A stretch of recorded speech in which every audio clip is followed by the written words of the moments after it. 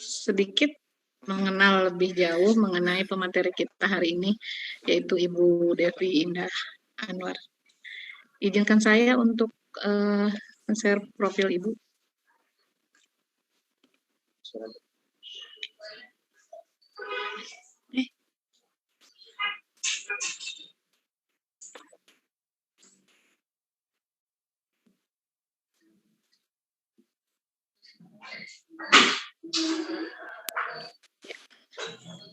Bismillahirrahmanirrahim.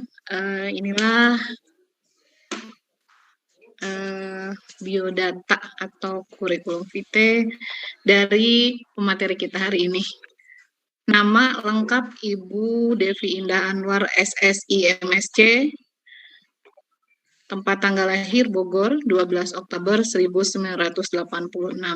Alhamdulillah Pak Haji, ternyata ada yang lebih muda dari saya. Tadi Pak Haji mengatakan, wah ini kelahiran 80, wah ini subhanallah sekali Bu Haji, Bu Devi. Di umur beliau yang masih sangat muda, banyak sekali karyanya, banyak sekali seminar yang diikuti, baik sebagai pembicara di tingkat nasional ataupun di tingkat internasional bahkan. Indonesia itu memang penuh dengan orang-orang yang sangat berguna sekali ya Pak Haji Ade. Kita lanjutkan Ibu, maaf. Beliau tinggal di Sukabumi, Jawa Barat dan bertugas juga sebagai dosen di Universitas Muhammadiyah Sukabumi. Ini nomor HP-nya 081380177170. Kemudian alhamdulillah di usia yang sangat muda, Ibu Devi sudah menghasilkan lulusan 60 orang. Kemudian beliau juga mengajar mata kuliah sekitar 9.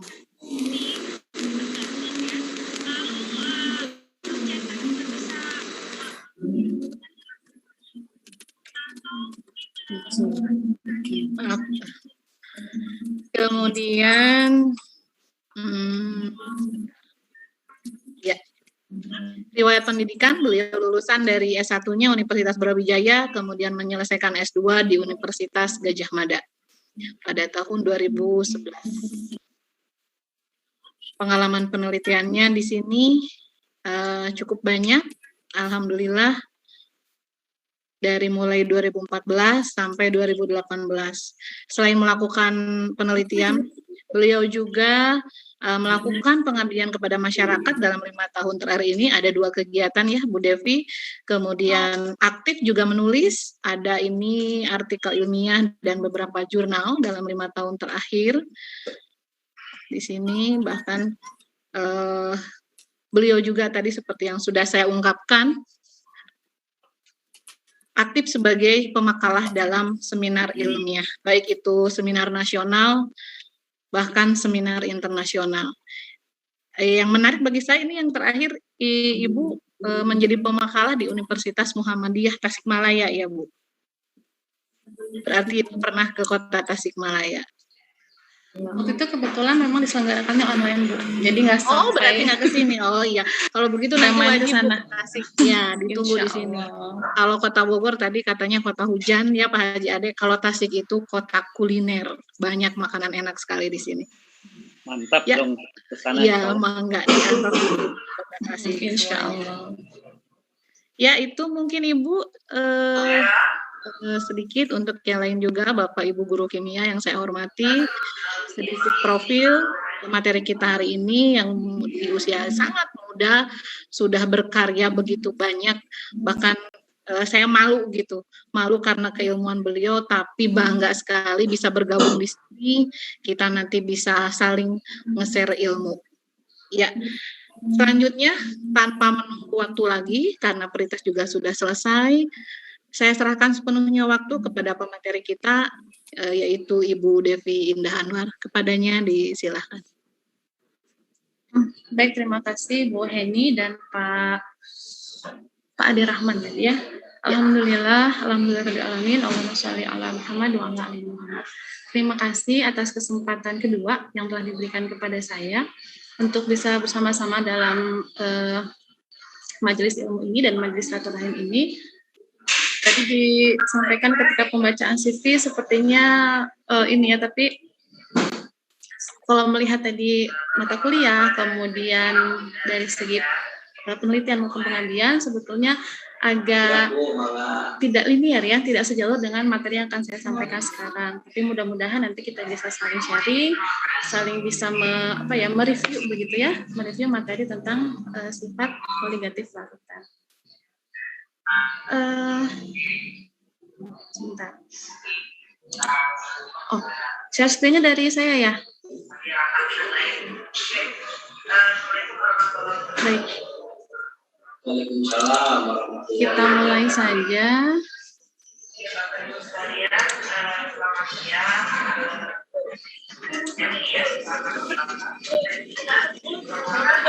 Oke, tadi sifat koligatif larutan. Kita awali dari peta konsep terlebih dahulu. Materi ini saya ambil dari beberapa sumber, salah satunya dari e-modul dari Kemdikbud, kemudian dari sumber online dan seterusnya ya, untuk menambah wawasan, menambah ilmuwan kita hari ini, tidak masalah ya. Kita lihat peta konsep dari materi sifat koligatif larutan. Yang pertama, kita akan menyinggung sedikit tentang konsentrasi larutan, karena nanti memang di situ kita ada bagian yang akan mengantarkan atau berperan penting dalam penggunaan atau penyelesaian pada sifat-sifat koligatif larutan. Selanjutnya, yang kedua, sifat koligatif larutan non elektrolit ya, ada 4 sebagaimana Ibu Bapak lebih paham. Yang pertama ada penurunan tekanan uap, kemudian penurunan tekanan beku, yang ketiga kenaikan titik didih, dan yang keempat tekanan osmosis. Nuhun ya. Kemudian yang selanjutnya adalah yang tadi adalah sifat koligatif larutan non elektrolit. Yang selanjutnya adalah sifat koligatif larutan elektrolit, di mana di situ ada faktor Van Hoff yang akan berpengaruh pada keempat sifat koligatif ini. Yang pertama kita bahas dulu tentang larutan. Oke. Kita lihat definisinya, larutan adalah campuran homogen. Dikatakan campuran karena memang bisa dari beberapa komponen, bisa dari ion-ion, atom-atom, maupun molekul-molekul. Kemudian dikatakan homogen karena memang dia sifatnya sama, seragam, tidak terbedakan. Homogen dari pelarut dan zat pelarut, di mana zat pelarut atau yang kita kenal sebagai solvent merupakan medium untuk pelarutan yang jumlahnya relatif biasanya lebih banyak, sehingga disebut dengan komponen mayor.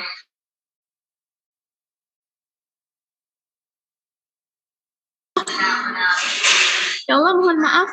Dari tadi belum ini ya suaranya. Astagfirullah, saya nggak ngeh. Dari tadi belum masuk ya Bu ya suaranya?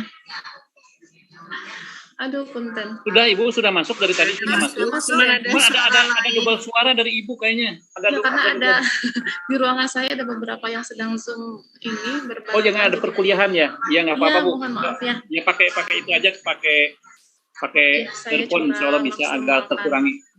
Iya. Baik, kita. Sudah dari tadi sudah kedengaran. Oke. Ayo semangat. Baiklah, sebentar. Coba saya inikan suaranya supaya nggak terlalu besar. Jadi memang sekarang posisinya sedang di kantor gitu, di prodi, jadi ada beberapa dosen yang lain yang sedang Zoom juga, jadi mungkin nanti ada double suara ya, maaf. Nah, kita lanjutkan. Tadi solvent, zat pelarut, kemudian komponen yang lain adalah zat pelarut atau solut, yaitu zat yang dilarutkan dalam pelarut, di mana jumlahnya biasanya lebih kecil, maka disebut dengan komponen minor. Kemudian kita lihat contoh. Contohnya pertama oksigen dalam udara, di mana zat pelarutnya adalah oksigen, kemudian zat pelarutnya udara. Keadaan larutannya atau wujudnya berupa gas.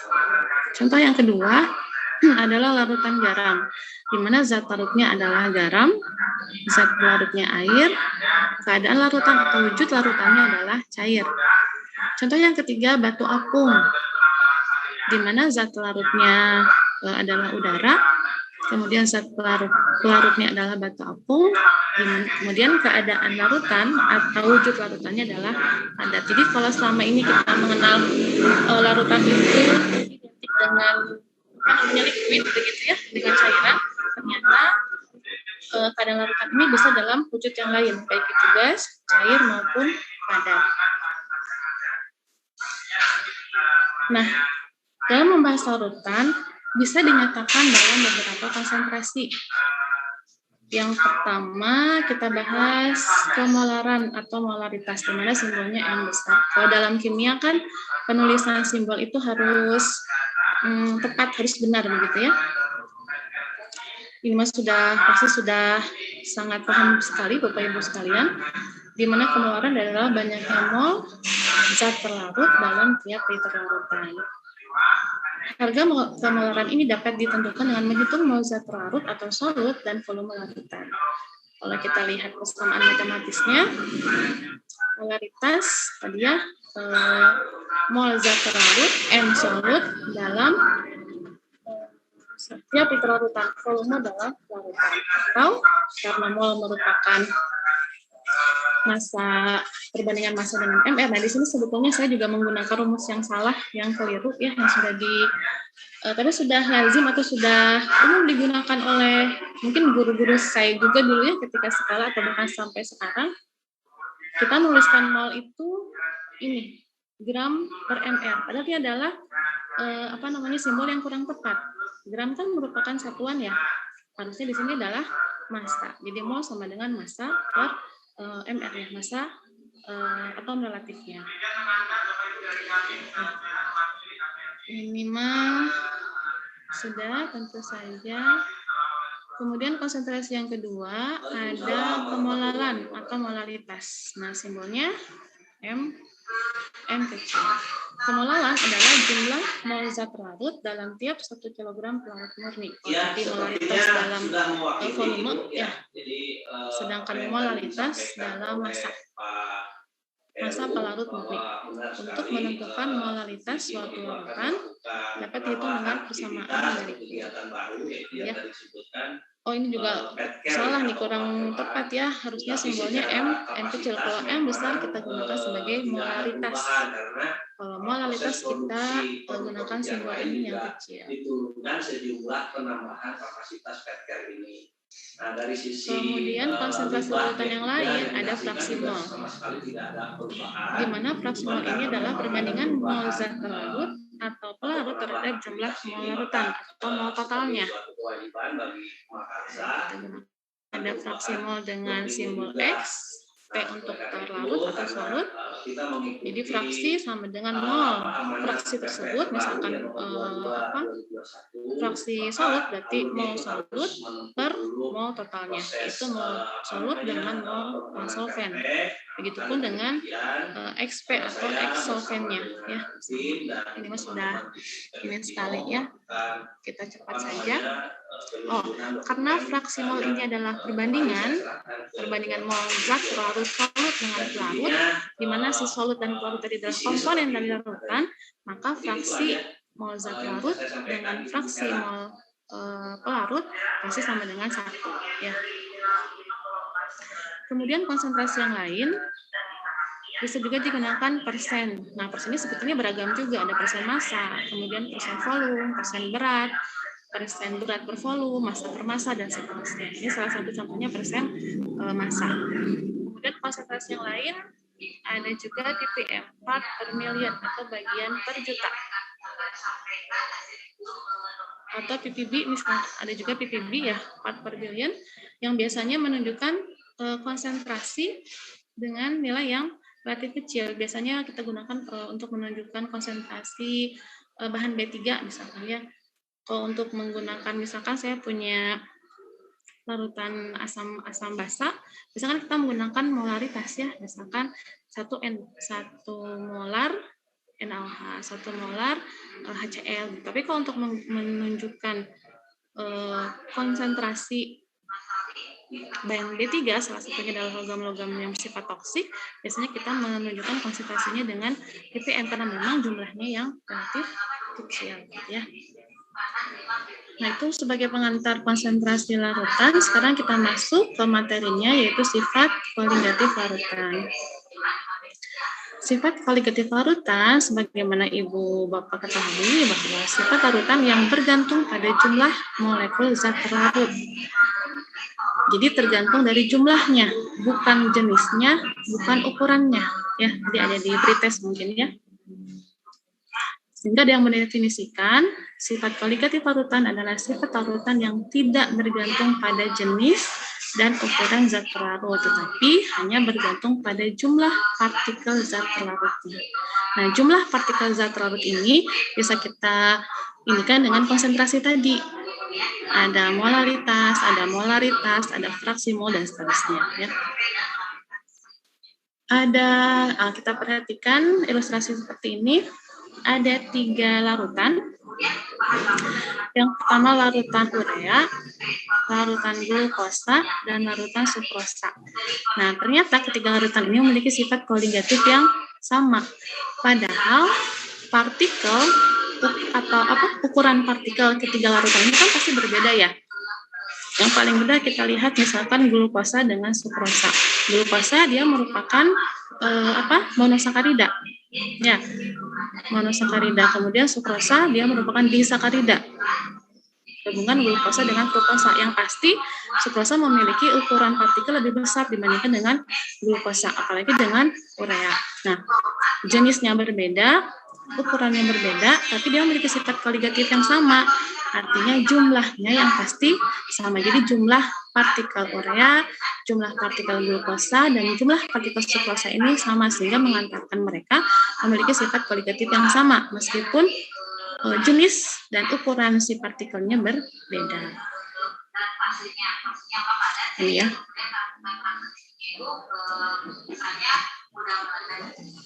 Nah, tadi sudah disinggung untuk sifat koligatif larutan non-elektrolit ada 4. Yang pertama, penurunan tekanan uap, kemudian kenaikan titik didih, penurunan titik beku, dan tekanan osmotik atau tekanan osmosis.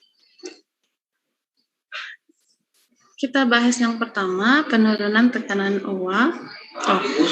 Sebelumnya, sifat koligatif larutan ini dicetuskan oleh Francois Marie Laud. Saya pikir awalnya perempuan ya, karena ada Marie-nya. Ternyata dia adalah laki-laki, seorang kimiawan Prancis ya, yang wafat pada tahun 1901 di Douglas sebagai penemu sifat koligatif larutan. Di antara keempat sifat koligatif tadi, yang paling banyak ditemukan paling banyak ditemukan gagasan dari Laud ini adalah yang pertama, yang penurunan tekanan uap ya. Nah, Laud ini menjelaskan bahwa tekanan uap larutan ideal dipengaruhi oleh tekanan uap pelarut dan fraksi mol zat larut. Berarti jumlah ya. Jumlah si partikel zat larutnya tadi atau solutnya tadi yang terkandung dalam larutan tersebut. Kemudian beliau juga mempelajari sifat karakteristik fisik dari larutan seperti menghitung jumlah molekul dan memprediksi massa molar suatu zat atau MR. Jadi Laud ini sebetulnya ada yang paling terkenal itu selain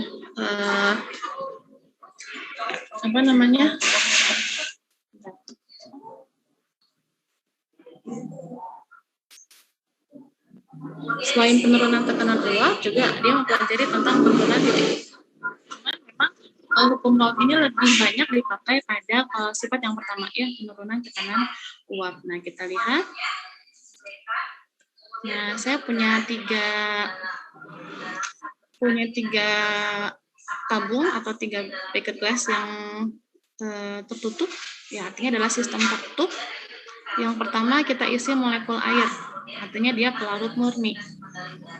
Di mana pelarut ini sebetulnya dia bisa, ini kan dalam wujud liquid ya, si airnya tadi H2O dalam liquid. Nah, kalau saya hubungkan dengan materi saya 2 pekan yang lalu tentang reaksi, mungkin ada Bapak Ibu yang mengikuti dan masih ingat, kan reaksi itu ada 2 jenis ya. Ada reaksi yang melibatkan perubahan struktur, ada yang reaksi yang tidak melibatkan perubahan struktur. Nah, contoh reaksi yang tidak melibatkan struktur adalah reaksi fisik. Contohnya adalah reaksi perubahan wujud air H2O. Kita tahu wujud ada 3 jenis, ada solid, padat, kemudian liquid, cair, dan gas. Nah, ketiga wujud tadi, misalkan tadi kita punya air ya dalam wujud liquid cair, kemudian kita berikan temperatur, kita panaskan, maka dia menguap atau mendidih. Berarti dia berubah wujud ya dari solid padat ke gas. Nah, di situ ternyata reaksinya tidak melibatkan perubahan struktur. Strukturnya tetap H2O, H2O-nya tetap. Ya, molekul H2O-nya tetap. Strukturnya seperti huruf V ya. Kalau kita gambarkan struktur molekul H2O. Tapi yang berubah apa? Yang berubah adalah jumlah dari molekul H2O tadi. Nah, kalau kita lihat di sini, si air dalam wujud liquid, dia bisa terlepas ke udara ya, bisa berubah wujud membentuk berubah menjadi wujud gas. Nah, ketika jumlahnya sama, si H2O yang menguap atau H2O yang terkondensasi, maka dia berada pada keseimbangan yang dinamis. Kemudian ketika kita ganggu sistemnya dengan menambahkan solut tertentu, misalkan glukosa, ya, maka jumlah H2O yang bisa terlepas ini ya, yang bisa menguap tadi akan lebih sedikit tentu saja karena adanya tambahan si zat larut tadi, si solut berupa glukosa tadi. Ya, kemudian nanti dia akan jumlah si H2O dalam bentuk uap air atau gas tadi yang lebih sedikit akan sama dengan jumlah H2O yang terkondensasi. Maka terbentuk kesetimbangan dinamis yang kedua.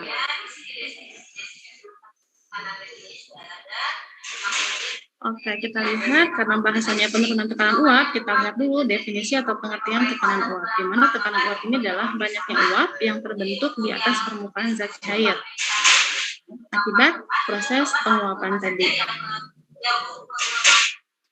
Di mana penguapan ini merupakan proses lepasnya partikel cairan ke udara di atasnya dan berubah wujud menjadi wujud gas. Di sini wujud ya, bukan fasa. Nanti Bapak Ibu bisa membedakan perbedaan fasa dengan wujud. Kalau kita bahas solid, liquid, gas itu adalah 3 jenis wujud, bukan 3 jenis fasa, ya, berbeda.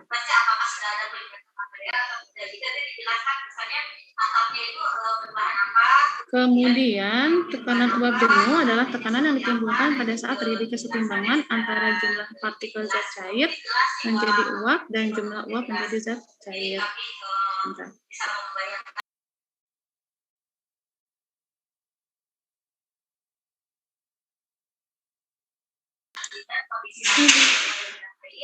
Baik, kita lanjutkan.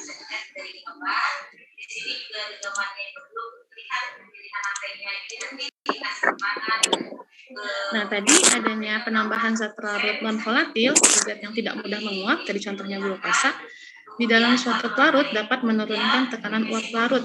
Karena tadi jumlah uap si pelarut ini akan berkurang karena adanya partikel yang mengganggu atau partikel yang berada di antara partikel-partikel pelarut murninya atau air tadi, gitu ya.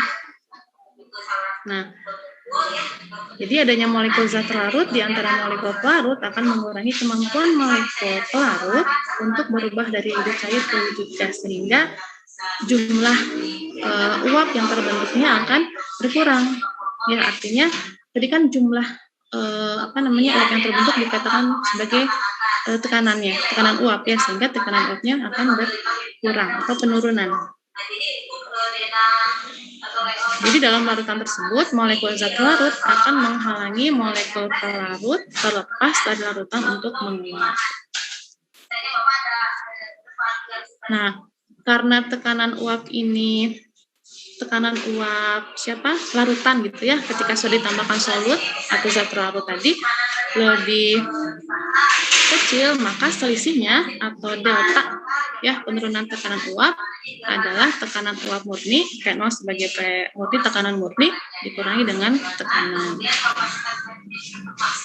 yang sebanding dengan ini siapa? Fraksi, ya, fraksi dari larutnya, atau sebanding dengan fraksi zat. Jadi ini dirubah secara matematis saja. Ya, saya yakin Bapak Ibu lebih sering menggunakan rumus ini untuk sebagai latihan soal kepada siswanya. Di sini kita tidak bahas. Intinya jadi sifat kualitatif yang pertama, penurunan tekanan uap karena adanya solut atau penambahan materi yang bersifat non-volatil tadi akan menyebabkan berkurangnya jumlah uap yang dihasilkan dari pelarut.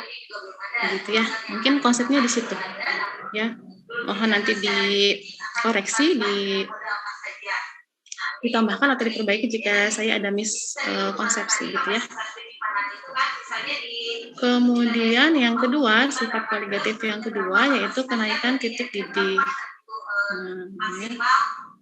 Sebetulnya berhubungan juga ini kenaikan titik didih dengan sifat yang pertama tadi ya, penurunan tekanan uap.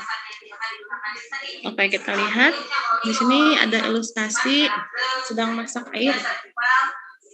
Kemudian kita peroleh seperti gelembung, ya, gelembung.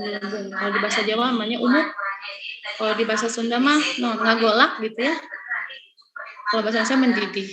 Nah, dikatakan mendidih jika tekanan uapnya sama dengan tekanan eksternalnya atau tekanan atmosfernya. Kemudian ketika zat larut ditambahkan yang bersifat non-volatil tadi, yang tidak mudah menguap, maka tekanan uap larutan akan turun. Tadi berhubungan dengan sifat yang pertama. Adanya solut atau zat larut yang bersifat non-volatil pada suatu sistem, ya, dia akan mengganggu atau mengurangi jumlah jumlah pelarut murni yang akan menguap, sehingga dibutuhkan temperatur yang lebih tinggi untuk bisa mencapai tekanan uap agar sama dengan tekanan atmosfer, agar bisa mendidih gitu ya. Jadi ketika ada ketambahan solut atau zat larut lain, maka tekanan uapnya turun, sehingga dibutuhkan tekanan yang lebih tinggi untuk menyamai ya tekanan uap larutan tadi dengan tekanan eksternalnya atau tekanan atmosfernya.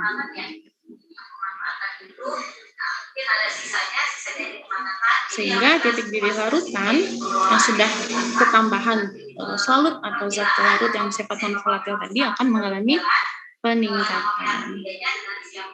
Nah, kita lihat reaksi fisik pada H2O. Nah, tadi saya sudah singgung, ada dua jenis reaksi yang melibatkan perubahan struktur, yang kedua reaksi yang tidak melibatkan perubahan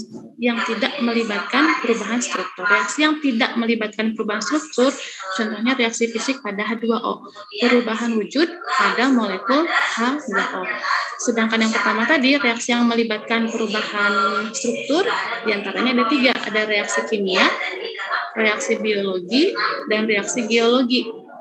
Ya, reaksi kimia contohnya misalkan pada reaksi asam basa atau reaksi senyawa kompleks, di situ strukturnya akan berubah, ya. Kemudian begitupun dengan reaksi biologi, misalkan pada contohnya proses fermentasi kan ada perubahan struktur ya antara reakan dengan produk. Begitupun dengan reaksi geologi, ada contohnya pada reaksi pelapukan batu akan ada struktur yang berubah, yang berbeda dari 3 reaksi tersebut hanya dalam soal waktu ya dari lajur reaksinya. Jadi saya mengingat materi 2 pekan yang lalu gitu, kita hubungkan ke sini. Nah, sekarang kita lihat reaksi fisik pada H2O ini. Tadi disebutkan bahwa reaksi ini tidak melibatkan perubahan struktur ya.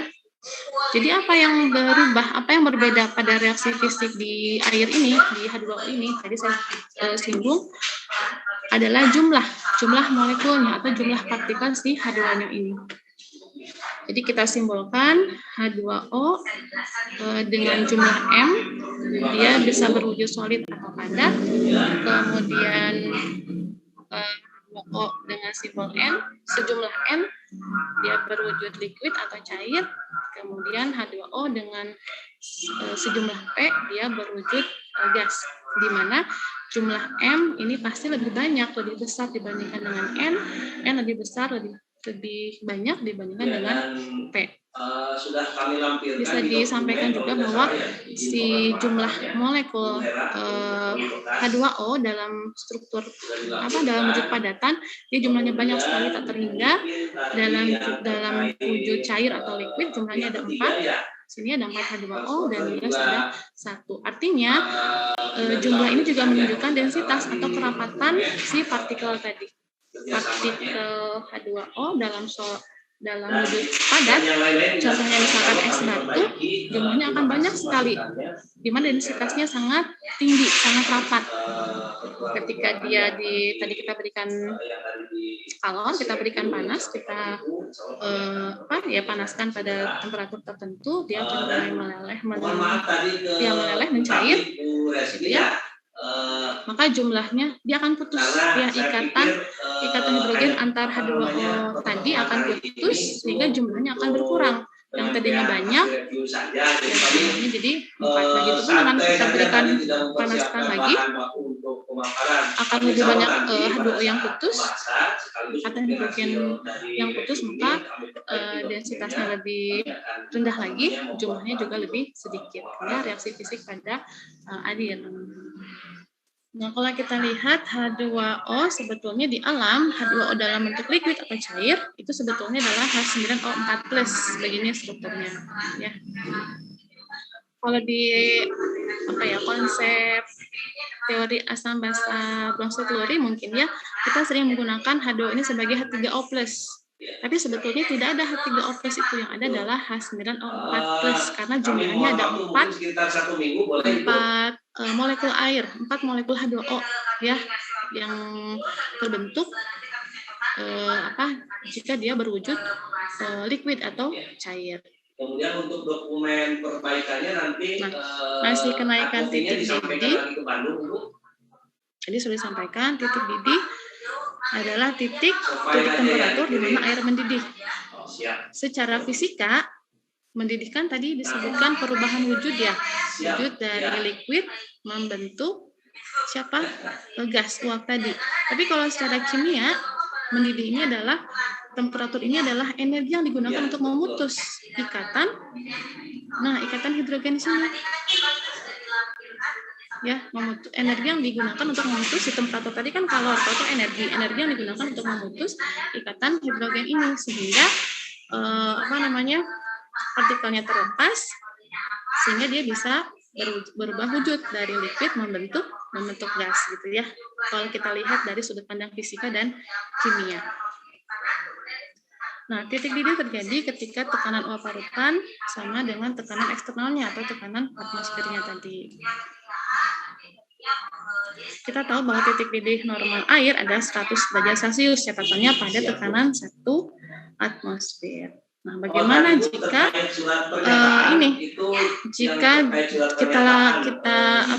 kita lihat nilai titik didih di daerah yang memiliki tekanan lebih rendah.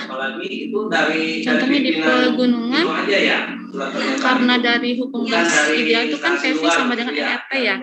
Kalau kita simpulkan berarti P ini sebanding dengan tekanan. Jika tekanannya lebih rendah, maka titik didihnya pun akan lebih rendah dibandingkan 100 derajat Celcius. Begitupun sebaliknya. Berarti kalau kita memasak air di daerah yang tekanannya lebih tinggi, dimana misalkan di pantai begitu ya, berarti titik didihnya akan lebih besar dari 100 derajat Celcius. Pertanyaan saya yang menggelitik sebetulnya saya pengen bertanya pada pramugari gitu ya, kalau di pesawat kalau memanaskan air titik didihnya berapa ya kira-kira gitu ya, mengingat mereka memiliki tekanan yang berbeda dari 1 atmosfer, tapi sampai sekarang belum kesampaian ya, karena belum sempat lagi untuk terbang begitu ya. Mungkin nanti kita bisa sharing di belakang ya, pendapat atau pengalaman Bapak Ibu sekalian.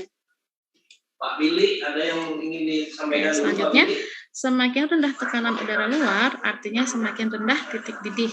Karena tadi tekanan sebanding dengan temperatur gitu ya, sehingga air lebih cepat mendidih di tempat yang tinggi.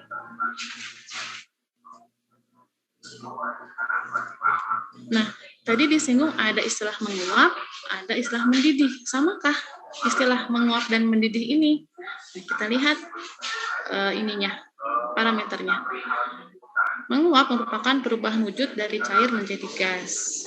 Kemudian tidak di seluruh bagian air dan bisa terjadi pada suhu berapapun. Jadi kalau kita punya, misalkan anak-anak di rumah nih, anak-anak saya menumpahkan air gitu ya, main di dekat ini nih, saya punya kolam kebetulan di rumah, kolamnya di sudah nama di aur-aur gitu ya, ngerti nggak? Diambil airnya terus kemudian ditumpah-tumpahkan begitu keluar gitu ke lantai, karena malas untuk membersihkan ya sudahlah dibiarkan saja. Ternyata besok harinya ternyata sudah kering begitu ya si lantai tersebut. Jadi memang air tersebut sudah menguap. Jadi memang bisa terjadi pada suhu berapapun. Sedangkan mendidih adalah naik dan pecahnya uap air ke permukaan air, terjadi di permukaan air dan terjadi pada titik didih tertentu. Jadi kalau saya ini kan sih lihat dari sini temperaturnya, suhunya. Kalau menguap bisa pada suhu berapapun. Contohnya tadi ya ketika air tergenang atau air di dalam sistem terbuka di gelas terbuka gitu ya. Kalau diperhatikan sekian waktu bisa berkurang gitu ya jumlahnya karena memang menguap. Sebentar, waktunya masih jamnya masih. Sedangkan mendidih harus pada titik didih tertentu yang tadi berhubungan dengan tekanan uapnya. Oke, adanya terlarut dalam suatu pelarut menyebabkan terhalanginya proses pergerakan molekul cairan menuju permukaan atau meninggalkan lingkungan cairannya. Jadi sama seperti dengan tekanan uap tadi, ketika kita punya pelarut murni, kemudian kita tambahkan solut, zat pelarut yang sifatnya non volatil, tidak mudah menguap, akan menghalangi si partikel pelarutnya ini menguap. Tadi disebutkan sehingga membutuhkan temperatur yang lebih tinggi ya untuk menyebabkan si larutan tadi menguap, gitu ya. Dimana tadi molekul cairannya menuju permukaan atau meninggalkan lingkungan cairannya atau menguap tadi atau mendidih ya. Sehingga pada proses pemanasan cairan ketika suhu sistem sama dengan suhu didih normal pelarutnya, larutan belum akan mendidih dan dibutuhkan suhu yang lebih tinggi lagi untuk memulai proses pendidihan. Contohnya ketika misalkan kita masak mie instan, ada yang suka mie instan, kita sudah mendidihkan air, udah ada gelembungnya, udah ngagolak ya bahasa Sundanya, kalau bahasa Jawanya umuk, ya sudah umuk, sudah ada gelembung-gelembungnya. Ketika kita masukkan mie, apa yang terjadi? Gelembungnya tadi akan berkurang atau bahkan hilang. Ya, kemudian dengan tambahan waktu baru akan timbul lagi si gelembung tadi sebagai tanda munculnya uap dari proses si cairan molekul cairan pelarut tadi meninggalkan si sistem atau cairannya ya. Ini bukan aplikasi realnya begitu ya. Kalau sebelumnya kita bahas kimia itu sepertinya abstrak begitu ya, mempelajari kimia itu abstrak, tapi kalau pada sifat koligatif larutan ini relatif lebih real gitu ya, karena kita bisa melihat contohnya tadi yang ketika masak mie instan kita bisa hubungan dengan kenaikan titik didih, dilihat dari gelembung-gelembung uap air yang dihasilkan dari si pelarut si air yang kemudian kita tambahkan mie instan tadi gitu ya. Nah, ini ada diagram hubungan antara titik didih larutan sukrosa dalam pelarut air. Awalnya kita punya pelarut air murni di mana belum ditambahkan sukrosa, titik didihnya 100. Kemudian kita tambahkan sukrosa, titik didihnya akan bertambah. Semakin banyak sukrosa yang ditambahkan, maka titik didihnya akan semakin besar. Nah, ini menunjukkan sifat koligatif tadi yang bergantung pada jumlah solutnya atau jumlah zat pelarutnya gitu ya. Oh iya Bu, satu lagi. Adapun persamaannya kita lihat delta TB selisih atau kenaikan titik didih tadi karena ada peningkatan ya di mana TB ini adalah tekanan titik. Ada yang bingung padanya ada TB, ada TD. Kita samakan TB ini adalah boiled ya untuk istilah mendidih. Sedangkan TB0 berarti pelarut murninya. TB-nya titik didih larutan. Di mana sebanding dengan jumlah molalitasnya. Begitu. Ini mah pasti sudah familiar sekali Bapak Ibu sekalian. Nah, di sini ada nilai KB, merupakan tetapan titik didih molal atau disebut dengan konstanta ebulioskopik, di mana yang namanya konstanta pasti nilainya tetap, namanya juga tetapan ya, dan khusus untuk pelarut tertentu. Jadi pelarut yang satu pasti berbeda dengan pelarut yang lain, nilai KB-nya. Konsentrasi yang digunakan dalam ini adalah molalitas. Nah, selanjutnya yang ketiga, sifat kualitatif yang ketiga adalah penurunan titik beku. Nah, contohnya ada yang suka es krim, Bapak Ibu sekalian. Nah, penurunan titik beku ini dapat kita lihat aplikasinya dalam pembuatan es puter dengan menggunakan es yang dicampur dengan garam dapur. Tapi perlu di garis bawah di sini ada dua sistem. Ya, ada sistem yang pertama adonan es puter. Yang sistem yang kedua adalah batu es yang kita campur dengan garam dapur dengan NaCl. Jadi NaCl-nya di es batu yang di sistem kedua, bukan di adonan esnya. Nanti mohon dikoreksi jika saya ada kesalahan atau miskonsepsi ya Bapak Ibu. Jadi tujuan menambahkan garam dapur tadi untuk melelehkan si es batu yang di luar di sistem yang kedua ini. Nah, es batu yang leleh ini memerlukan kalor di situ, dia perlu menyerap kalor. Dia mengambil kalor dari sistem yang pertama. Sehingga sistem yang pertama ini akan lebih cepat membeku karena kalornya terserap oleh sistem yang kedua.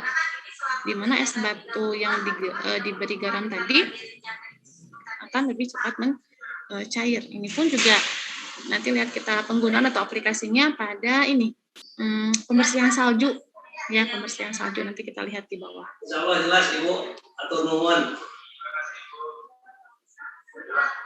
Nah, ketika ditambahkan solut di dalam pelarut murni, maka akan menurunkan titik beku larutan relatif terhadap titik beku pelarut murninya. Kenapa bisa demikian?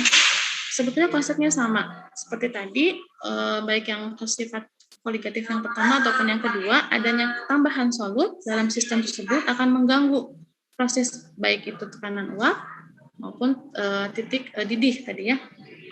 Nah, ini pun sama. Adanya solut tadi akan mengganggu. Jadi proses pembekuan itu kan berarti dari liquid ke wujud solid atau padatan. Artinya di situ harus ada penggabungan partikel atau penggabungan si molekulnya ya, sehingga menaikkan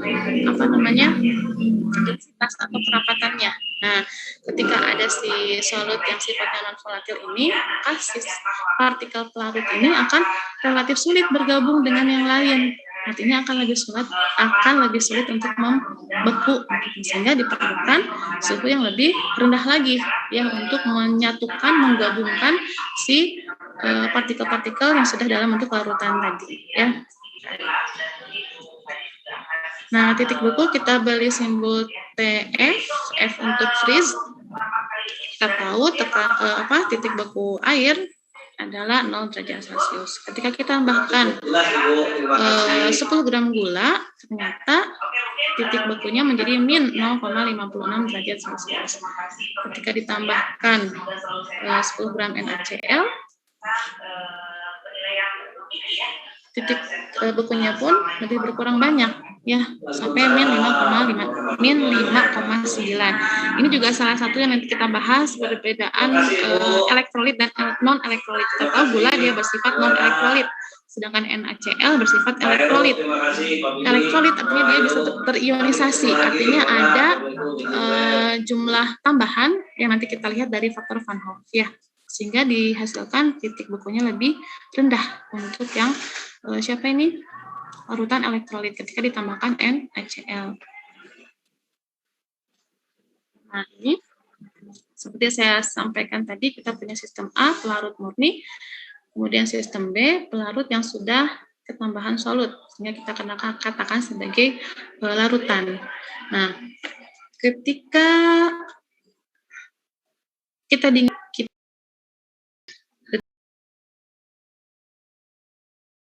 kan kita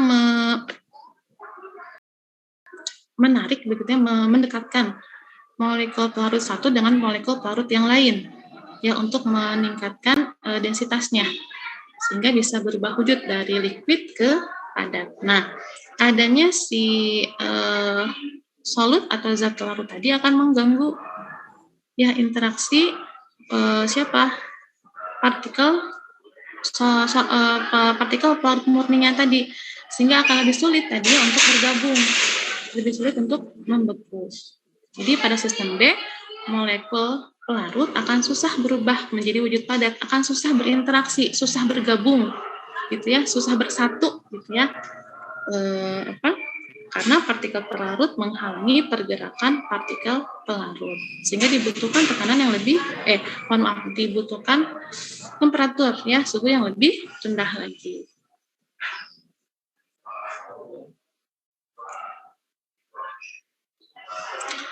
Nah, sama dengan tadi kita bahas titik didih, titik beku, titik di mana air mulai membeku. Membeku perubahan wujud materi dari cair ke padat secara fisik. Kalau secara kimia tadi kita lihat dari apa?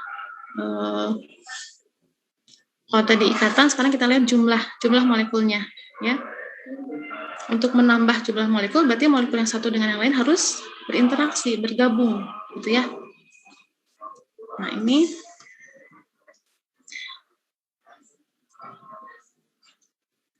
dalam wujud solid ya, lebih rapat, lebih teratur ya, lebih terorganisir. Sedangkan emas ketika wujudnya liquid, cairan, dia akan lebih acak dan lebih berjauhan begitu jaraknya. Nah, untuk membekukan suatu material, kita perlu mendekatkan mereka supaya bersatu, bergabung ya, membentuk padatan, membentuk solid. Penjelasannya sama tadi ya.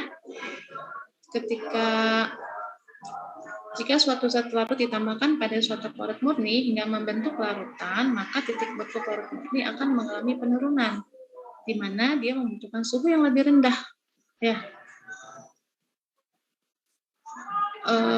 Untuk menggabungkan si partikel, si pelarut tadi, membentuk wujud padat atau solid. Titik beku normal air 0 derajat, dengan adanya zat pelarut pada suhu 0 derajat Celcius, air belum membeku. Contohnya tadi ketika kita tambahkan gula turun minus sekian, kemudian ditambahkan garam lebih turun lagi ya, membutuhkan suhu yang lebih rendah ketika ditambahkan solut atau zat pelarut yang sifatnya non volatil. Ini juga sama ilustrasinya.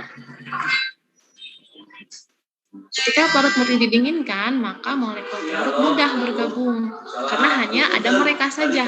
Ya, misalkan hanya molekul air saja H2O. Jadi H2O saling bergabung satu molekul air dengan molekul yang lain.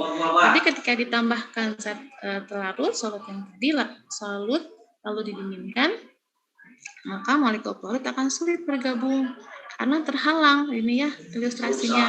Yang hijau ini adalah solutnya. Misalkan tadi garam atau gula, akan lebih sulit si H2O ini akan lebih sulit bergabung membentuk wujud padat.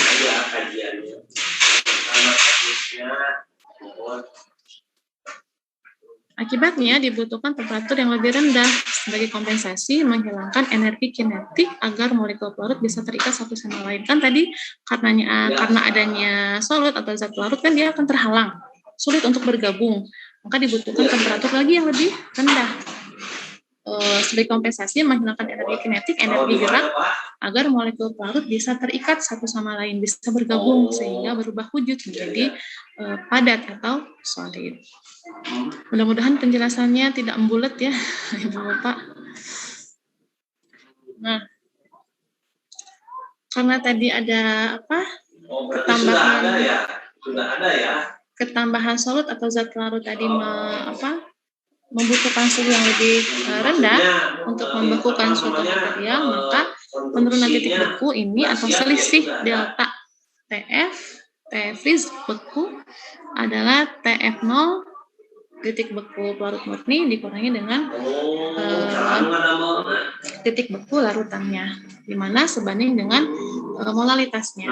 Sama dengan titik didih tadi ada KB, di titik beku kita kenal sebagai ada KF sebagai tetapan titik beku molal atau dikenal sebagai konstanta krioskopik. Sama dengan KB, dia nilainya karakteristik untuk setiap pelarut. Berbeda satu pelarut dengan pelarut yang lain. Nah, kita lihat aplikasi dari penurunan titik beku. Yang pertama adalah penambahan etilen glikol sebagai zat anti beku dalam tangki radiator mobil.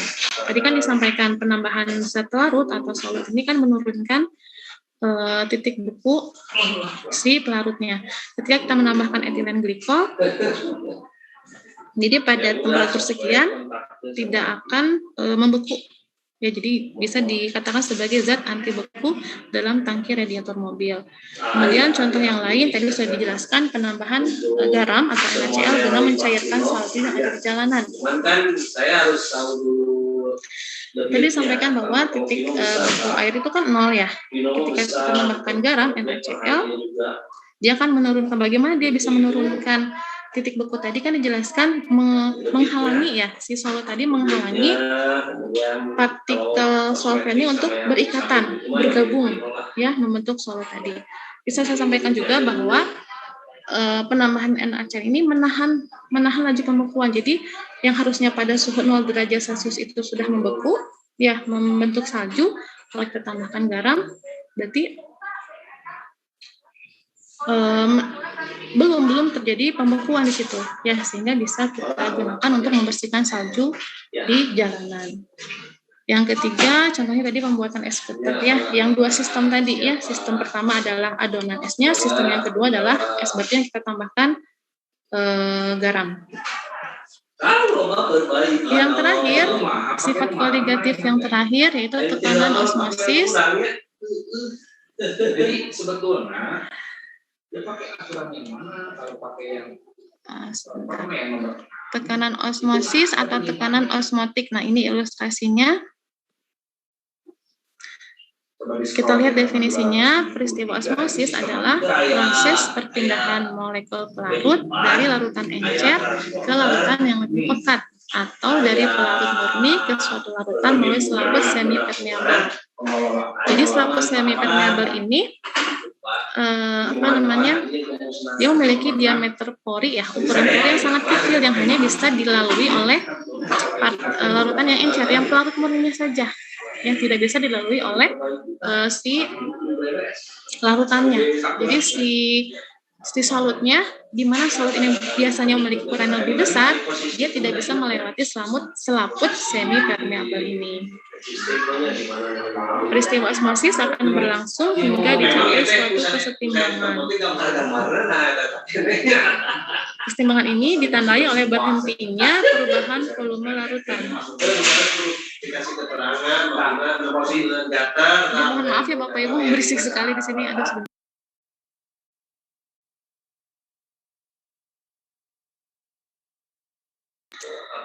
Oke, perbedaan volume dua larutan pada kesetimbangan menghasilkan suatu tekanan yang disebut tekanan osmosis. Kemudian tekanan osmosis ini juga bisa diartikan sebagai tekanan yang diberikan untuk mencegah terjadinya peristiwa osmosis. Jadi mencegah si larutan encer ini berpindah ke larutan yang lebih pekat. Nah, ini mungkin lebih mudah kita amati ilustrasinya. Jadi punya pipa U, kemudian ada membran semi permeable. Di sebelah kiri kita punya pelarut air murni, di sebelah kanan kita tambahkan glukosa pada air murni tadi. Nah, di sini digambarkan panah yang biru yang atas lebih panjang, artinya si air murni ini akan lebih mudah melewati membran semipermeabel. Ya, sedangkan si larutan ini akan lebih sulit untuk masuk melewati membran semipermeabel karena memang ukuran glukosa lebih besar dibandingkan dengan si pelarut murninya tadi.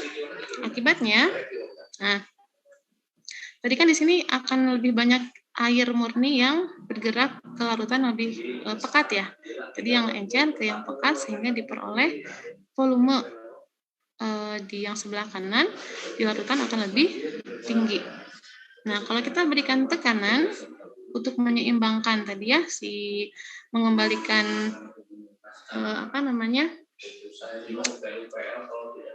kesetimbangan air dengan larutan gula ini.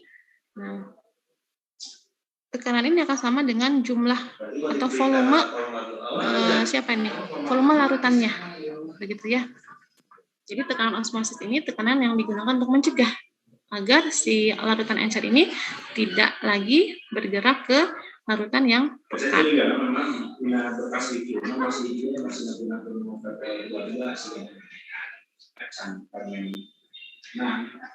Kemudian, tekanan osmosis ini disampaikan oleh Jacobus van Hoff, yaitu kimiawan Belanda yang wafat pada tahun 1911, yang didasarkan pada persamaan gas ideal. Ya, tapi sebetulnya di alam itu nggak ada gas yang idealnya mendekati. Nah, di sini persamaannya PV sama dengan nRT. Nah, tekanan osmosis kita diberi simbol seperti V, begitu ya.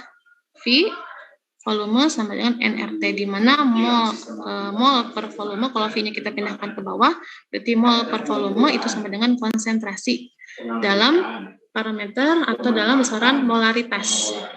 Sehingga bisa juga dituliskan nRT. Kalau saya ingat dulu ketika sekolah, guru saya menyampaikannya RCT tambah I, kalau dia merupakan larutan elektrolit.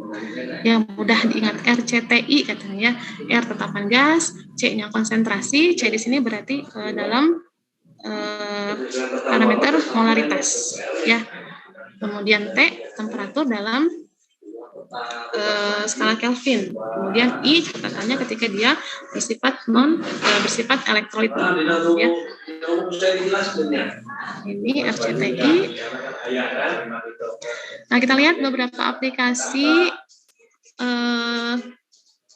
tekanan osmosis. Yang pertama membuat cairan biologis. Nah, digunakan pada infus.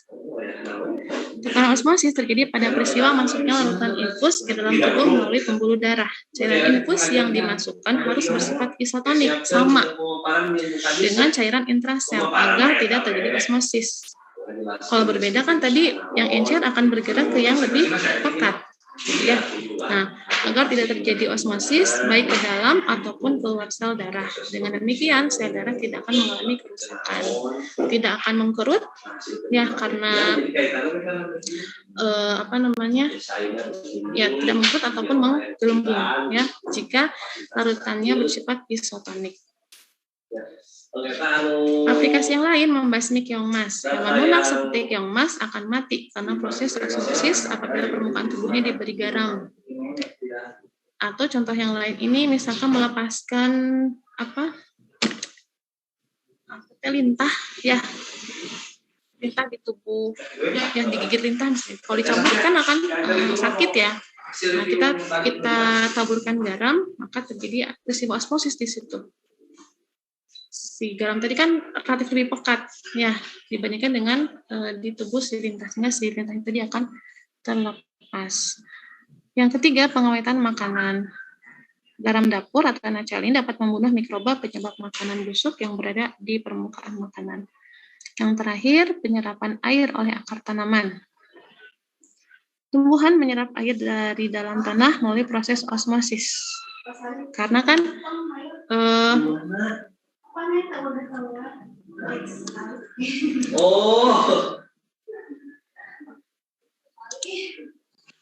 dari yang encer yang akar tadi kan tidak punya air tadi ya, sedangkan di tanah ada ada air, ada komponen, ada jumlah yang lebih besar, lebih banyak, sehingga dia akan bergerak menyerap dari tanah melalui proses osmosis ke dalam akar tanah, akar tanaman. Astagfirullah.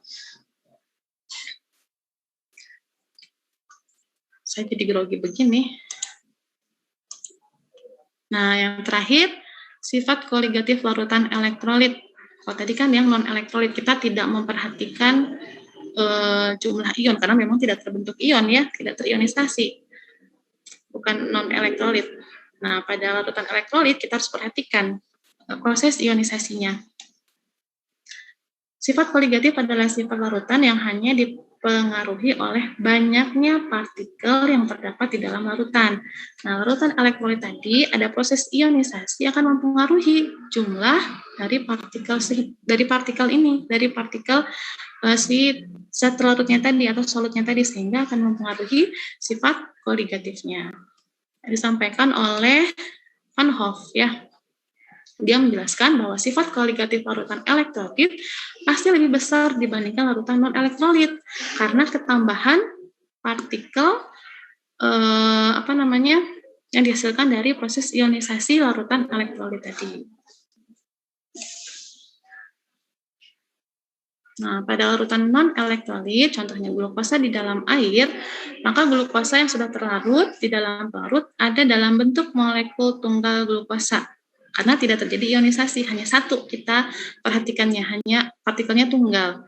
Sedangkan pada larutan elektrolit, contohnya NaCl, ya garam tadi, dia akan terionisasi, di mana proses ionisasinya ini akan mempengaruhi jumlah partikel. Makanya tadi ketika contoh di penurunan titik beku, ketika suatu air kita tambahkan garam dengan gula, penurunan titik bekunya berbeda, lebih besar yang penambahan garam ya min 5, sekian tadi itu ya, karena dia sifatnya elektrolit, sedangkan gula atau glukosa non elektrolit. Ini perbandingannya, contoh perbandingannya, kita punya larutan gula 0,01 molar dan NaCl 0,01 molar. Diketahui nilai TF-nya, delta TF, penurunan titik bekunya sebesar 0,186 derajat Celcius. Sedangkan pada larutan elektrolit, penurunan titik bekunya lebih besar, yaitu 0,372 derajat Celcius, karena jumlah partikel ionnya, jadi karena dia mengalami ionisasi, artinya jumlah partikelnya akan lebih banyak dibandingkan dengan yang non-elektrolit yang dianggap sebagai partikel tunggal. Nah, dalam sifat koligatif larutan elektrolit ada faktor Van Hoff ya, yang muncul sebagai rasio perbandingan antara konsentrasi aktual partikel yang dihasilkan dari pelarutan zat larut dengan konsentrasi zat larut yang dihitung dengan menggunakan masanya. Intinya, proses ionisasi pada larutan elektrolit ini akan mempengaruhi jumlah partikel suatu solut atau zat terlarut. Oke, faktor Van Hoff diberi simbol I, kemudian ada N adalah jumlah ion yang dihasilkan, dan alfa merupakan derajat ionisasi. Ini juga pasti sudah Bapak Ibu gunakan ketika memberikan latihan soal kepada siswa-siswanya ya. Kesimpulannya apa Bapak Ibu? Kesimpulannya, sifat koligatif senyawa non-elektrolit pasti lebih kecil dibandingkan senyawa elektrolit, karena yang senyawa elektrolit tadi ada faktor koreksi, faktor Van Hoff tadi, yang I tadi, ya, yang dikalikan kepada keempat sifat koligatif senyawa tersebut, baik itu penurunan titik, ini TB, kalau TB itu titik sekaligus masih tertukar-tukar ya. TB berarti titik didih, kenaikan titik didih, penurunan titik beku, kenaikan tekanan uap, dan tekanan osmosis. Mungkin itu Bapak Ibu yang bisa saya sampaikan. Mohon maaf sekali bila banyak kekurangan dan mohon koreksi. Sebagai penutup, saya punya soal dari grup apa ya? Mangga, jika ada yang berkenan menyampaikan pendapatnya, silakan. Atau saya kembalikan dulu ke ini mungkin ya, ke Bu, siapa tadi teh lupa, ke Bu Heni ya? Ya, Ibu. Mangga Bu Heni. Ya, terima kasih. Tadi sudah kita dengarkan dan menyimak semuanya, Ibu Bapak. Mungkin Ibu sebelum ke soal tes ini, apa mau menjawab dulu pertanyaan karena di sini ada sesi tanya jawab atau mau membahas dulu soal? Kita bahas yang ini dulu mungkin ya, karena kan iya, sebetulnya boleh. post testnya nanti bukan yang ini ya, post testnya yang Ya. nanti yang disediakan oleh panitia ini hanya Ya. tambahan dari materi tadi. Saya ingin sekali Bapak Ibu berbagi dengan kita semua di sini tentang soal ini. Mungkin itu dulu Ibu. Mangga Bapak Ibu, ini ada soal mengenai titik didih larutan, masih termasuk kepada konsep sifat koligatif larutan. Mungkin ada yang mau mencoba menjawab atau sekedar memberikan pendapatnya. Silakan.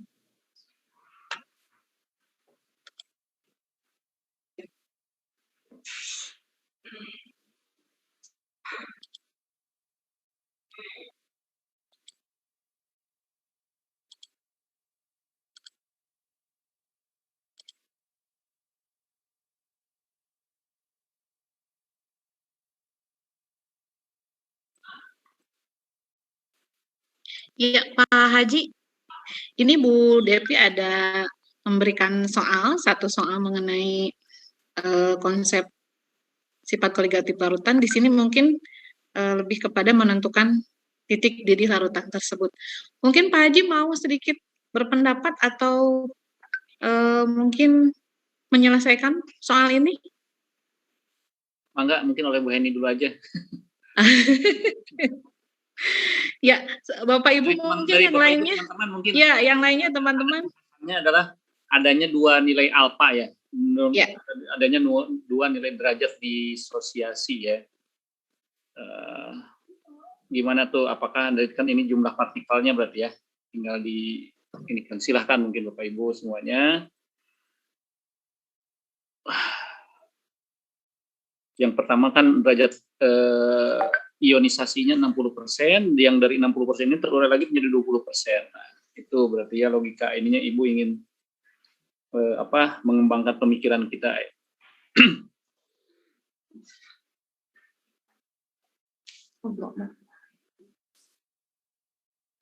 Ya, mangga Pak Haji dilanjutkan. Menurut saya Pak Haji itu sudah ada greget-gregetnya sama soal ini gitu.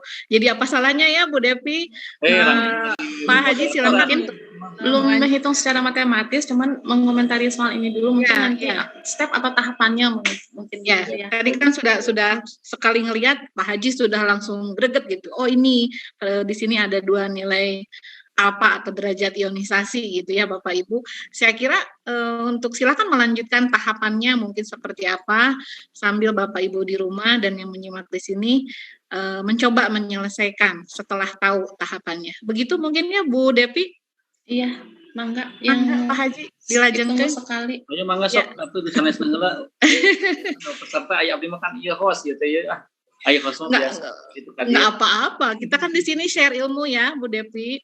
Ya, mungkin Bapak Ibu yang lain kan biasanya kalau sebetulnya ada tapi keberanian yang kurang gitu biasanya. Nah ini mumpung Pak Haji menjadi host gitu, tidak apa-apa, borongan juga. Gitu ya, bisa aja nih Ibu moderator nih. Ya, soalnya saya lihat tadi memang Bapak Ibu yang menyimak banyak ya Pak Haji, mungkin karena tadi faktor intinya ini kan ada faktornya ya. Iya, mangga.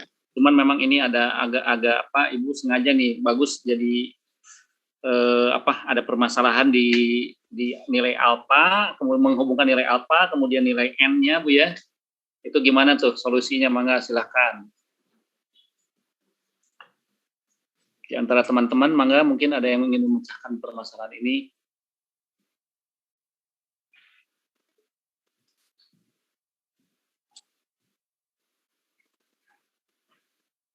Ya, mangga Bapak Ibu mungkin ada yang mau melanjutkan.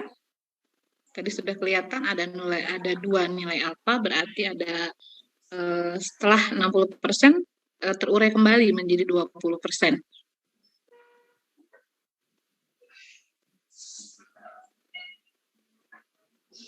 Apakah faktor panhub-nya ditambahkan nilai I-nya, yang satu berapa, kemudian yang kedua berapa faktor panhub-nya. Mangga sok silakan Bapak Ibu, mangga diindikan dulu. Baik, mungkin sebelum dihitung secara matematis begitu ya. Sebelum dihitung secara matematis kita perhatikan dulu. Tadi kan ciri dari sifat koligatif larutan elektrolit itu ada ketambahan partikel ionnya. Nah, di sini kuncinya di situ. Kita hitung berapa partikel partikel ionnya yang tadi melibatkan ionisasi 60% dan ionisasi 20%. Atau langsung kita bahas saja karena memang sudah ada jawabannya. Iya Ibu, mangga Bu, mantap Bu. Sip. Ya mangga langsung saja Ibu, sepertinya ini yang lain. Saya baca di chat sudah ada yang terima kasih Ibu gitu. Ya, padahal belum selesai. Ya, padahal belum selesai gitu. Kalau saya masih sono ini. Ya mangga Bu, dilanjutkan saja. Oke, kita lihat tadi disebutkan kita hitung jumlah partikelnya ya, partikel dari ion-ion tadi. Nah, yang ionisasi pertama kan seperti biasa ya, kita tuliskan reaksi ada mula-mula atau awal biasanya dituliskan ya, kemudian bereaksi dan sisa. Disebutkan tadi jumlah awalnya adalah 2 mol. 2 mol. Kemudian terionisasi tadi berapa? 60% ya kalau nggak salah. 60% dari 2 mol berarti 1,2 yang bereaksinya. Untuk reaktan. Untuk produk ya karena koefisiennya sama, berarti nilainya sama ya, 1,2, 1,2. Berarti si mol sisa dari si reaktan A2B ini sekitar 0,8. Kemudian partikel produk A+, 1,2 dan AB-nya 1,2. Nah, kemudian karena ada ionisasi yang kedua, ya si AB- ini dia akan terurai lagi. Ya, terurai lagi. Tadi ionisasinya berapa? Saya sampai lupa. 20% yang kedua, Bu. Oke, 20% ya. Nah, berarti kita tuliskan mol awalnya kan dari sini ya. AB- 1,2. Kemudian reaksi di sini berarti menunjukkan proses ionisasinya 20%. Berarti 1,2 kali 20%, 0,24. 20% 0,24. Karena koefisiennya sama, berarti sama 0,24. Berarti si mol sisa untuk AB- ini 1,2 dikurangi 0,24, sekitar sekian. Untuk A+-nya 0,24 sama, dan AB-nya 0,24. Nah, sekarang kita hitung jumlah partikel mol setelah terurai. Berarti sisanya nih kita lihat, ya. Ada mol dari si reaktan utama tadi, A2B 0,8, kemudian si A+-nya 1,2. Nah, AB- ini tidak kita tambahkan karena dia sudah terurai. Ya, terurai 2 kali kan jadi 20%. Berarti kita tambahkan yang ini 0,96. Tambah 0,24 ditambah 0,24. Berarti nilai total molnya sekitar 3,4. Mohon dikoreksi ya Bapak Ibu jika ada hitungan yang salah, yang kurang tepat. Maka dapat kita hitung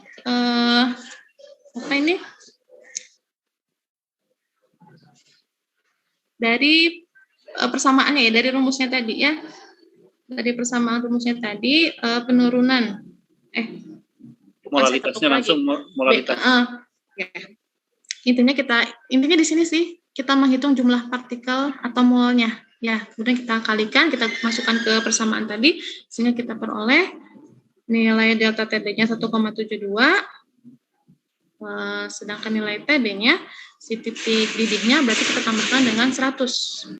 Ya, berarti 101,72 derajat Celcius. Mungkin dari Bapak Ibu ada yang ingin mengomentari, jika ada yang keliru dari pembahasan soal ini silakan. Saya mau nurna kumaha. Dan mohon maaf sekali Bapak Ibu jika tadi penjelasannya berisik itu karena tadi ya di kantor, yang namanya di kantor gitu ya. Kalau di rumah lebih parah lagi. Takutnya anak-anak ini ya. Tapi mudah-mudahan bisa tersampaikan dan bisa dimaklumi oleh Bapak Ibu sekalian. Ya, terima mungkin kasih itu Ibu. Materinya. Mohon maaf sekali bila banyak kesalahan dan kekurangan. Mohon koreksi dari Bapak Ibu dan sharingnya. Terima kasih. Wassalamualaikum warahmatullahi wabarakatuh. Waalaikumsalam. Waalaikumsalam warahmatullahi wabarakatuh. Terima kasih untuk Ibu Devi yang telah menyampaikan materi dengan menurut saya begitu sangat jelas. Tadi sudah disampaikan, kemudian ditambah ada satu soal yang bikin greget gitu ya Pak Haji Ade, dengan melihat dua nilai apa langsung saya perasaan baru gitu ngelihat soal seperti itu. Mungkin karena memang kurang update atau ya memang baru kali ini melihatnya. Tapi setelah tadi diberi penjelasan, bisa tergambar bagaimana cara penyelesaiannya. Intinya memang harus mencari mol dari ion setelah terurai gitu. Dan tadi reaksinya ada dua ya Bu. Nah kemudian Ibu di sini kebetulan karena ada sesi pertanyaan, ada pertanyaan yang sudah masuk lewat chat. Ini mungkin Ibu berkenan menjawab dari Ibu Rike Mardiana, Mandua Lamongan ini.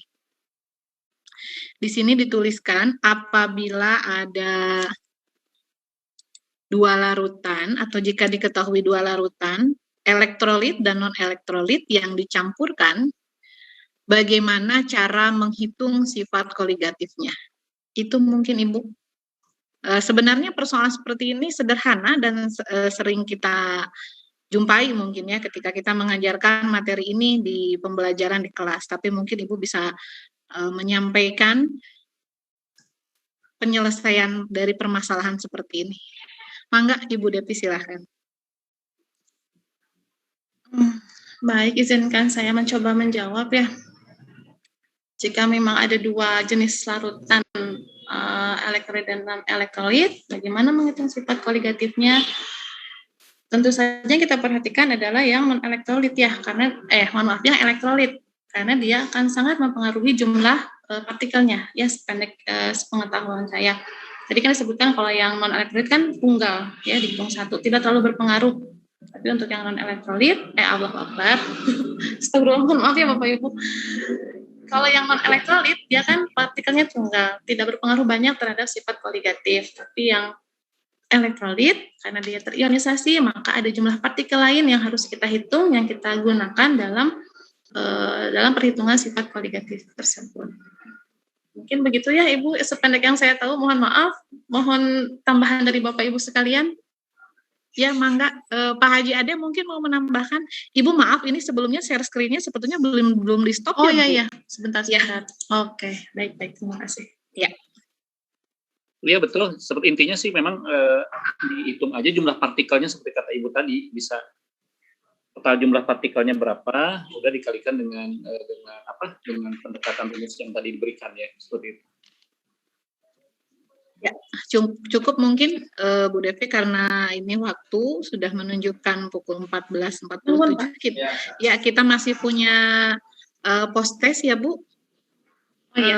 Sebelumnya nanti sebelum post test, sebelum Ibu closing statement juga, sedikit mungkin saya setelah tanya jawab tadi akan sedikit menyimpulkan materi yang Ibu sampaikan, meskipun tadi ada sedikit kendala ya Bapak Ibu semuanya, saya pribadi mungkin mohon maaf, karena Ibu juga tadi sudah minta maaf gitu ya, tapi menurut saya meski itu hanya masalah teknis, saya rasa materi yang Ibu sampaikan cukup jelas, kemudian bisa di-download juga itu materinya.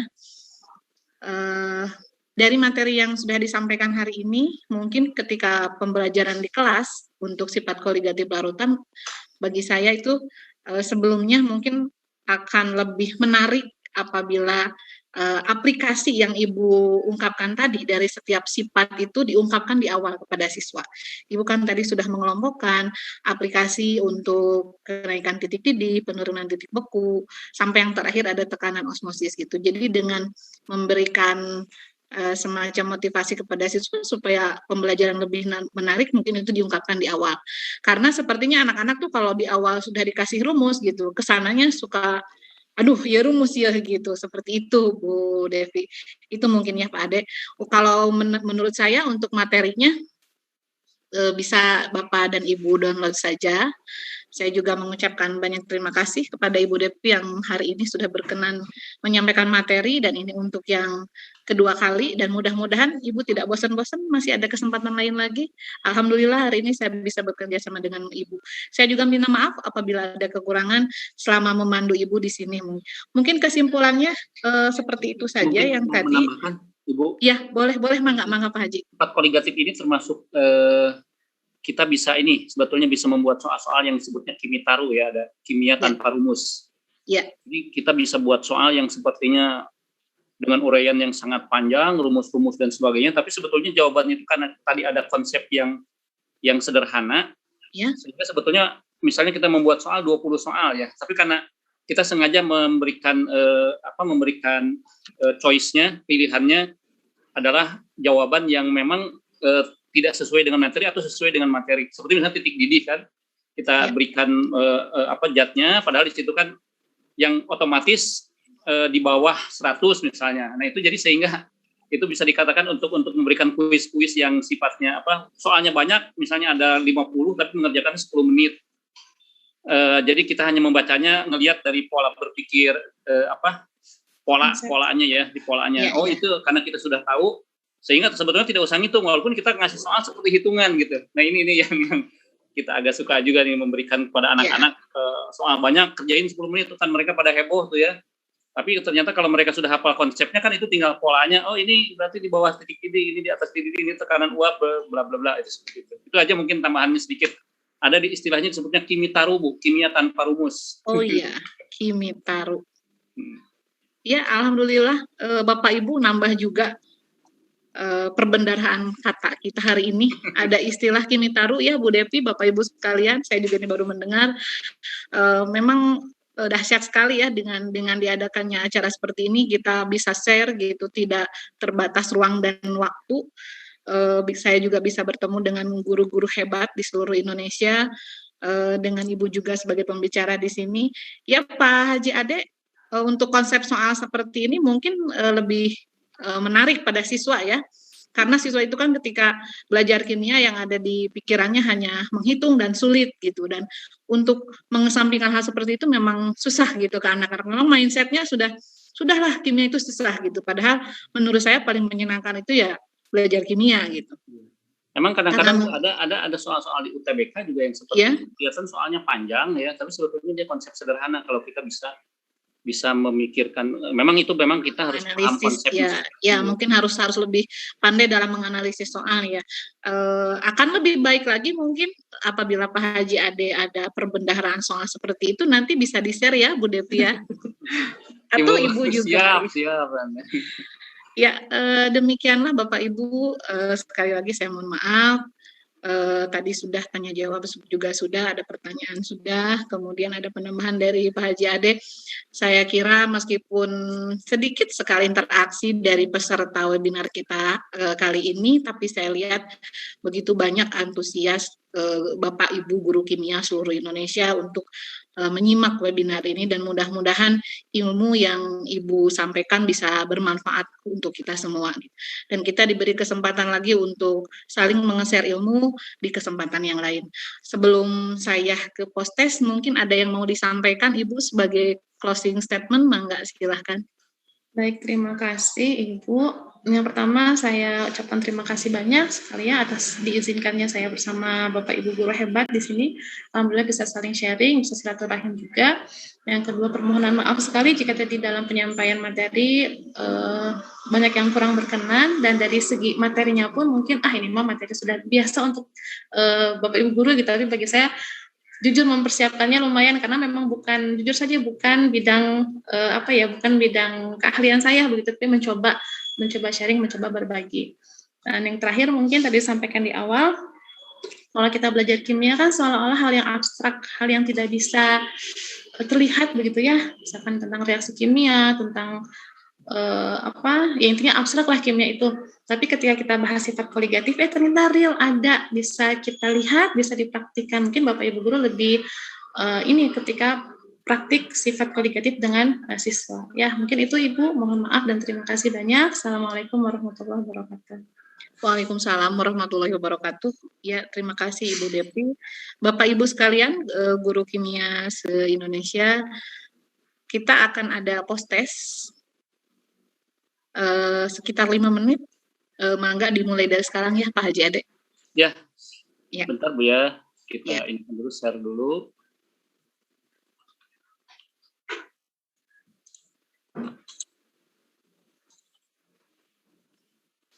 Sorry, bentar.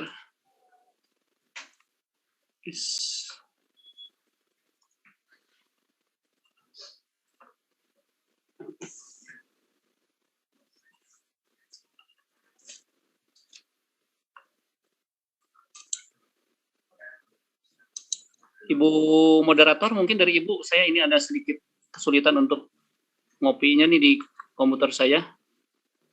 Untuk soal Untuk yang link post test kan saya tadi sudah share di WA ya. Oh iya, sebentar Pak. Oh ya, bentar. Oh bisa Bu, bisa kayaknya nih. Sudah bisa ya, Mangga. Bentar, saya kasihin ya.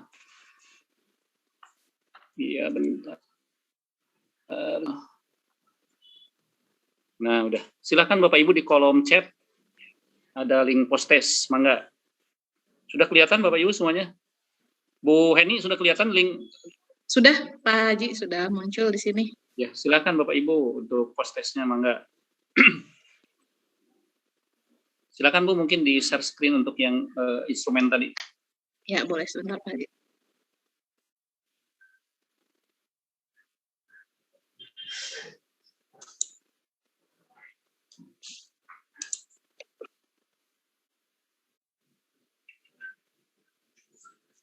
Sepertinya di sini lagi azan, Pak. Sebentar. Oh iya, jangan atuh. Ya. Oh, 14.56 sudah azan sekarang ya. Alhamdulillah. Mangga Ibu, karena azan jadi kita tidak ada ini instrumental. Ya, saya di break dulu aja. Kita tunggu 5 menit ya sampai pukul 15. Ya. Sambil menunggu azan mungkin kita foto bersama kali Bu ya. Boleh, Mangga. Pak Haji yang itu ya, yang mengomando Pak Haji.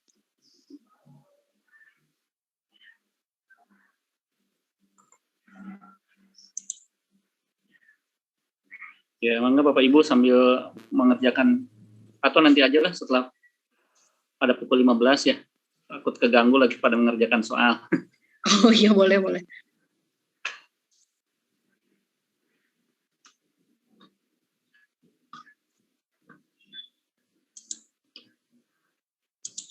Ada Ibu Ani ya, Bu Ani, kumaha damang Bu Ani?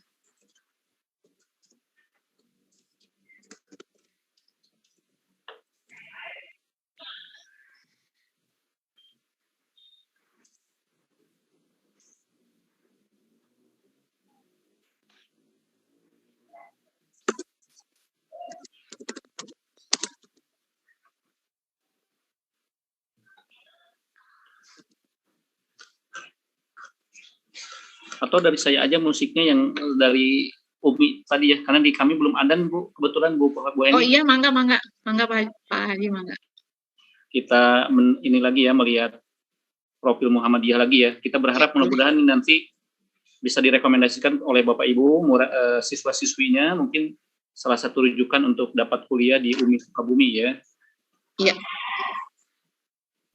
Itu punten Ibu Depi, kalau akreditasi sudah akreditasi apa Bu? Punten. Untuk program studi kimia, kalau menggunakan standar yang lama kan sudah B ya, alhamdulillah. Nah, kemudian baru-baru ini kami melakukan ISK konversi. Jadi untuk akreditasi sekarang itu tidak ada istilah A, B, C lagi, tapi unggul, baik sekali, dan baik. Dan alhamdulillah baru hari kemarin itu sudah keluar pengumuman bahwa prodi kimia sudah bisa konversi dari nilai B, konversi ke nilai baik sekali. Begitu. Oh, alhamdulillah, Masya Allah. Makanya tidak salah kita bekerja sama dengan UMI ya, Bu Heni ya. Iya. Dosennya juga representatif, kampusnya representatif, ternyata akreditasinya juga baik sekali, tinggal satu lagi keunggul ya, Masya Allah. Iya. Saya kira ini sangat baik sekali Bapak Ibu kalau punya siswa-siswi yang dimanapun seluruh Indonesia bebas. Saya kira Sukabumi menjadi kota mahasiswa juga Bu ya, mungkin seperti halnya Yogyakarta dan sebagainya. Lagi Iya, dan kebetulan kan sekarang ada program pertukaran mahasiswa ya. Jadi dari luar Jawa pun, dari Kalimantan, dari Aceh, dari Papua, dari Sorong itu ikut ini Pak, karena masih pembelajarannya blended ya, masih ada yang online, jadi bisa diikuti oleh mahasiswa dari di luar Jawa, di seluruh Indonesia. Ya, saya kira visi Kota Sukabumi ingin menjadikan sebuah kota pendidikan juga ini ya, ternyata udah mulai dirintis, salah satunya melalui Universitas Muhammadiyah yang didirikan di Kota Sukabumi, Bu ya. Ini membantu pada pemerintah tentunya menjadikan Sukabumi sebagai kota pendidikan ya.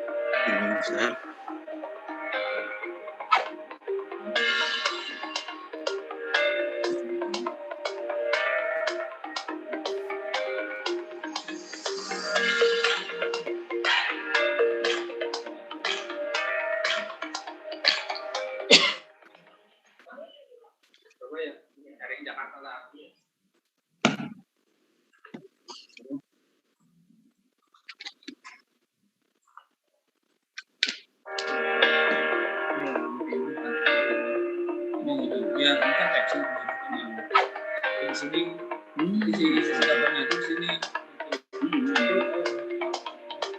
USB 3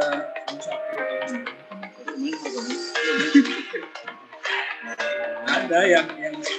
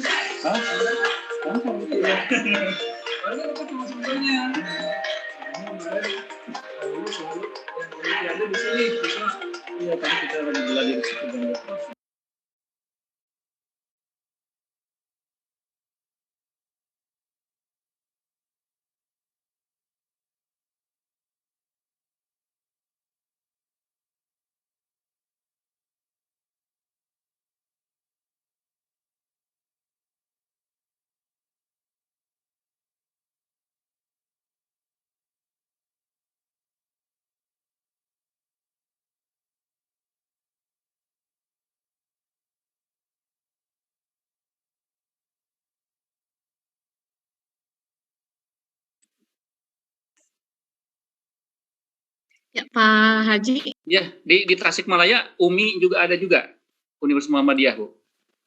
Di Tasikmalaya ada, tapi namanya Universitas Muhammadiyah, nggak pakai Sukabumi tentunya. Oke. Universitas Sudah Muhammadiyah. ada kimianya juga, Bu? Sudah ada kimianya juga belum? Belum, saya kira belum. Belum. Ya, di Unsil saja yang negeri itu baru fisika yang ada. Baik Bapak Ibu, saya kira untuk kenang-kenangan kita dimohon untuk mengaktifkan videonya agar kita bisa berfoto bersama, mangga. Terima kasih banyak nih.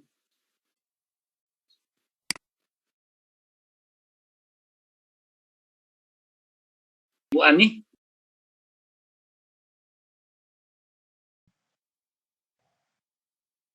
Ibu Tazrita ini kolega kami juga di kota Bogornya.